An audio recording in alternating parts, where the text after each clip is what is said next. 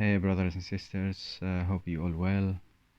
This is the fourth week that we're not meeting, and it's been very interesting 4 weeks in quarantine. I hope everyone is well, safe, and sound. And I just wanted to share with you some thoughts about this pandemic and this very interesting time. We live in a rather interesting time, yeah.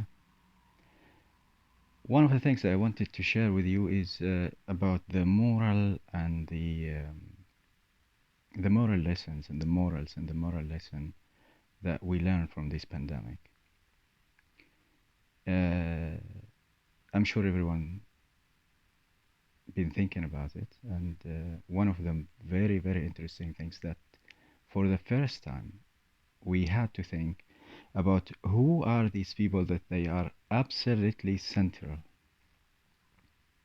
fundamental, essential to our existence as society, as a human beings. Who are these people that our lives depends on? Tends to be these people are the supermarket workers, the transport workers, the healthcare workers, the care workers, the farmers, producers of food and drink. And we realized that the meritocratic hubris, as Michael Sandel called it, is absolutely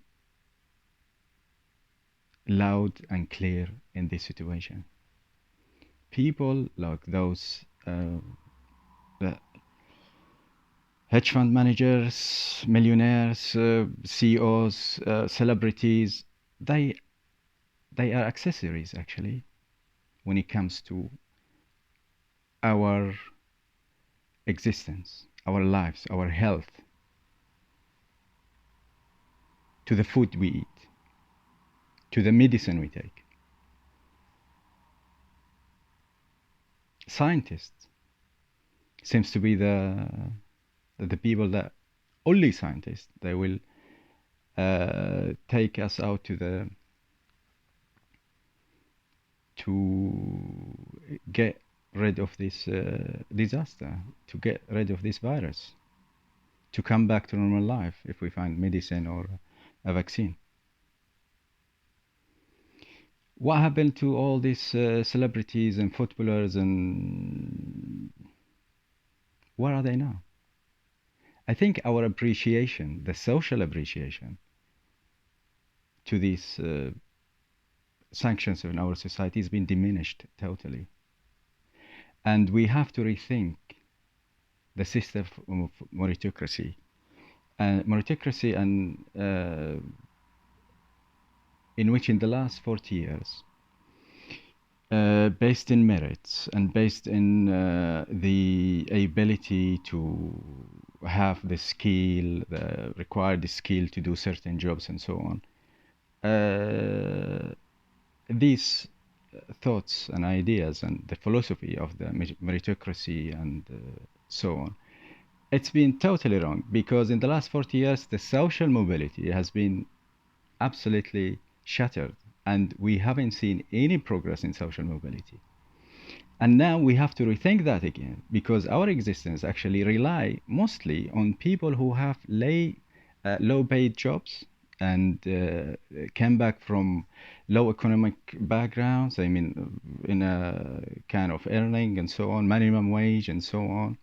A person working in the supermarket probably earn about 11,000 a year. Disaster. Immigrants as well. Those immigrants from my ethnic minorities. I mean, the statistics today says like 20% of healthcare workers are actually non-UK citizen. 20%, and 18% of care home workers are non-UK citizens as well. Very interesting. So now we have to rethink the concept of meritocracy, and we have to understand that,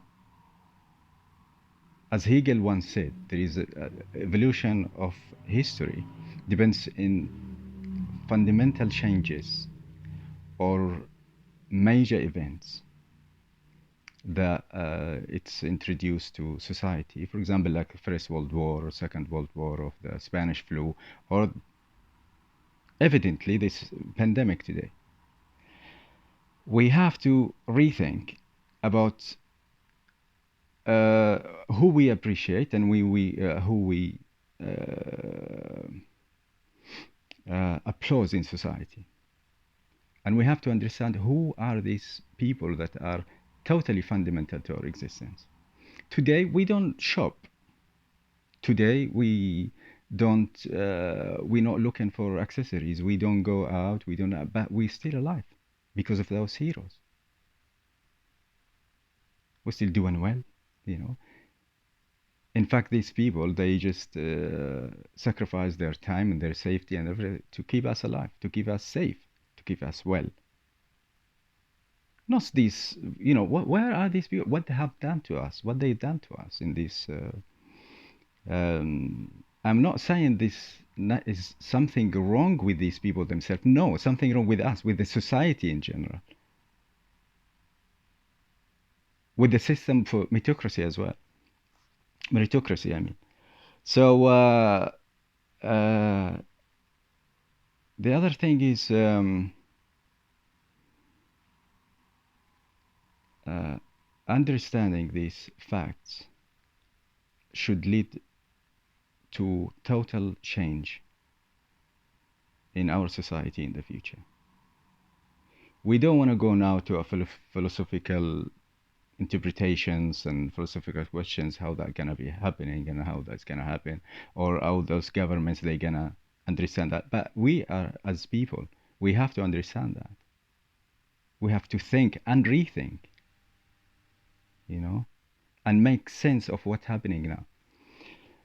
The other thing I want to talk about, one of the very interesting articles that I've been looking at, it was an article by Trinity College by Dublin. It was very recent, actually, a few weeks ago. Trinity College, and it was a study, uh, one of those tilde studies. It's studies about aging and stuff to in the Irish population and so on. And they've been saying it's a very interesting evidence that vitamin D actually fights COVID-19 infection by by 50%. You know, the result of resistance. I mean, by 50%, strengthen the result of resistance to COVID-19 by 50. Vitamin D, 50%. Wow, that's amazing, actually. So take vitamin D's, guys.